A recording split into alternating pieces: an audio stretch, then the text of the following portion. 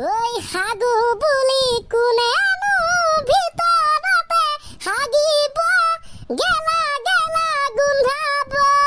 প্ৰসাৱ কৰো বুলি কোনেনো চোতালতে কৰিব প্ৰসাৱ প্ৰসাৱ গোন্ধাব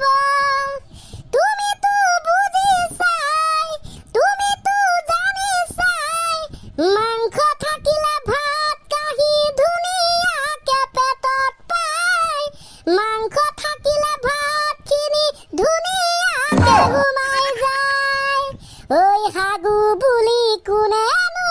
ভিতৰতে হাগিব গেলা গেলা গোন্ধাব প্ৰসাৱ কৰো বুলি কোনেনো চোতালতে কৰিব প্ৰসাৱ প্ৰসাৱ গোন্ধাব ওৰে পিয়া কেসে হে মায়া আইও স্যাৰ মইজাং লাগিছে পাই নয় এই গৰমখনত বৰ বেয়া ৰ'দ দিছে কিন্তু ন 40 ডিগ্ৰী সেলসিয়াস গৰমত মাথা চাথা বেয়া হৈ যায় তাকেতো স্যাৰ ফেন এসি ব্যৱস্থা কৰক সোনকালে নহলে কেতিয়াবা চক্ক টক্ক লাগি ঠাইতে বেহুচ মানে হৈ পৰিম ঠিক আছে দে অতি সোনকালে এইটো ব্যৱস্থা আমি কৰি আছো ওকে গাইজ আমি সেইদিনাখন যে কৈছিলো অখিল গগৈৰ ওপৰত গান লিখিবি বুলি স্যাৰ আমি এক্সপাৰ্ট না তাৰ মানে লিখিলি নাকি হয় স্যাৰ আমি গোটেই কিটা মিলি এটা গান লিখিলো বাৰু তেনে প্ৰথমতে গাই লম স্যাৰ ওকে ৰাজনীতিত অখিল গগৈ আছিল এজন ব্যক্তি জেলত থাকিও নিৰ্বাচনত হৈছিল জয়ী ৰাজনীতিত অখিল গগৈ আছিল এজন ব্যক্তি জেলত থাকিও নিৰ্বাচনত হৈছিল জয়ী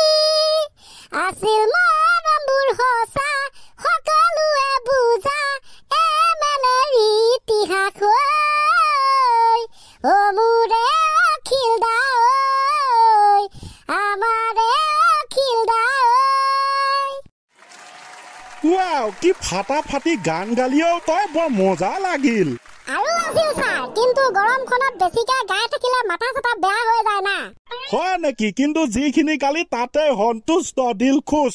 গতিকে গাইজ এয়া আছিল আমাৰ অখিল দাৰ ওপৰত অখিল গগৈ ডাঙৰীয়াৰ ওপৰত লিখা এটি সৰু চিম্পুল গান ভৱিষ্যতে আৰু দীঘল লিখিম বাট এতিয়া গৰম যিহেতু তো নেক্সট আপোনালোকে কমেণ্ট কৰিব কাৰ ওপৰত গান লিখিম নেক্সটত দেই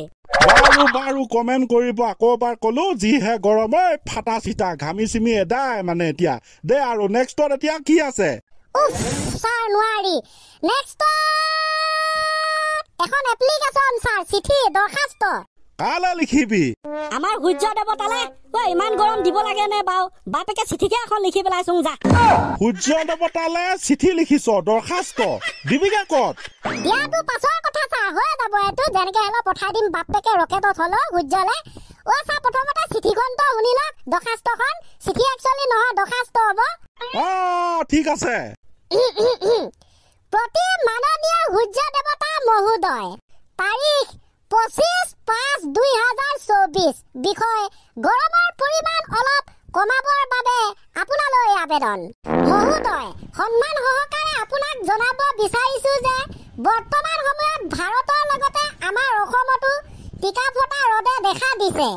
আৰু এই টিকাফটা ৰদটো ইমানে ভয়ংকৰ হ'বলৈ ধৰিছে যিটো ৰদে গৰমৰ পৰিমাণ 40-42 ডিগ্ৰী সেলসিয়াছলৈ লৈ গৈছে যিয়ে নেকি আমাৰ উশাহ নিশাহ খোৱা বোৱা জিৰণি লোৱা সকলোতে বাধা প্ৰদান কৰিছে লগতে মহোদয় আজিকালি আমাৰ ফালে ৰাতিপুৱা হ'বলৈ নেপায় সিধাই দুপৰীয়া হৈ পৰে এয়া আপোনাৰ কিহৰ ইংগিত মহোদয় পাৰিলে উত্তৰ দিব ৰবকো চাই এক দৰখাস্তখন মাতি ল'বলৈ দিয়ক তাৰপিছতে হাঁহিব কিমান হাঁহে ঠিক আছে স্যাৰ কণ্টিনিউ কৰোঁনে কৰ সূৰ্য দেৱতা মহোদয় দিনক দিনে আপোনাৰ গৰমৰ পৰিমাণ ইমানেই বাঢ়ি গৈছে যে অজন্তা উষা কোম্পানীৰ ফেনবিলাকেও পাত্তা নোপোৱা হৈছে ৰুমৰ ভিতৰত ফেন লগাই থাকিব নোৱাৰি ফেন নলগালে যিমান গৰম ফেন চলালে তাতকৈ যেন ডবল গৰম অনুভৱ গৰম বতাহৰ হোৱাত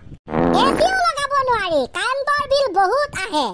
ফ্ৰিজ এটাও নাই, কিনিবলৈ বহুত দাম।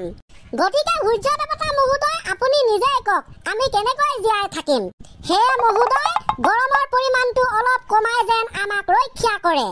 নাইবা আপুনি ইন্দ্ৰ দেৱতাৰ লগত কিবা বুজাবুজি চুক্তিয়ে এই ধাৰালৈ বৰষুণ পঠাই দিবলৈ অনুৰোধ কৰে। নহলে সূৰ্য দেৱতা মহোদয়, এইটো গেলা গৰমত, এইটো টিকা ফটা ৰ'দত মানুহৰ যে মৃত্যু হ'ব সেইটো কিন্তু খাটাং। খাটাং হয় ছাৰ, এয়াই আছিল আপোনাৰ ওচৰত জনাবলগীয়া সৰল প্ৰাৰ্থনা। আশা কৰিছো আমাৰ অনুৰোধ যেন আপুনি কেতিয়াও অস্বীকাৰ নকৰে। ইতি সমগ্ৰ অসমবাসীৰ হৈ জয় ইন্দ্ৰ দেৱতা, জিন্দাবাদ জিন্দাবাদ। বৰ বেয়া মাতিলি কিন্তু দৰ্খাস্ত, পৰিৱেশ পৰিস্থিতিৰ প্ৰতি লক্ষ্য ৰাখি। নহলে উপায় নাই ছাৰ, আপোনালোকে এবাৰ শুনিব গাইজ, তাৰ পাছতে কৰবাত যদি কিবা লিখিবলৈ থাকি গৈছে তেন্তে আমাক কৈ দিব, আমি আপডেট কৰি এইটো ইন্দ্ৰ দেৱতালৈ পঠাই দিম। ক'ত পঠাবি? বন্ধুসকল, ক্লাছ 10ৰ ইংলিছ কিতাপৰ এটা পাঠ, এ লেটাৰ টু গড, বুজিছে নহয়? ডাকঘৰ যোগেদি পঠাবি নে কি? যতে যেনেকে পঠালেও পঠা, নপঠালেও নাই, কিন্তু দৰ্খাস্তখন যেতিয়া আমাৰ ইন্দ্ৰ দেৱতাই চাব পঢ়িব, তাৰপিছতে কি ক'ব গম পাইছ নাই? কি ক'ব ছাৰ? আৰে মানৱ জাতি, আৰে মানৱ সমাজ, তহঁতক মই কৈছিলো নে যে গছ গছনি কাটি ঘৰ দুৱাৰ বনা, গছ গছনি জংঘল কাটি খেতি কৰ, চহৰ বনা, নগৰ বনা। কিহে পাইছিলে তহঁতক গছ গছনি কাটিবলে? এতিয়া পাইছনে চুটুকা? ছাৰ, আল্টিমেট ৰিজনটোতো এইটোৱে হয় না, গছ গছনি ধ্বংস হোৱাৰ ফলত গৰমৰ পৰিমাণটো বাঢ়ি গৈছে। ৰাম, এতিয়া ইমান গৰম, 10 বছৰ পাছত বাৰু কি হ'ব? কলিজা ওলাই যাং কৰিব পাই, এতিয়াই মানে অনুমান কৰিবই পাৰিছো। উপায় নাই, মই আগতে কৈছিলো নহয় যে প্ৰকৃতিক ধ্বংস কৰি উন্নয়ন হলে কি হ'ব, বিজ্ঞান প্ৰযুক্তিবিদ্যাৰ উন্নত হলে কি হ'ব, এদিন প্ৰকৃতিয়ে জয় হ'ব, গম পালি? দে ঠিক আছে, আৰম্ভণি গীত হওক, ক্লজিং ৰেডি, 1 2 3। ঐ হাগু বুলি কোনেনো ভিতৰতে হাগিব,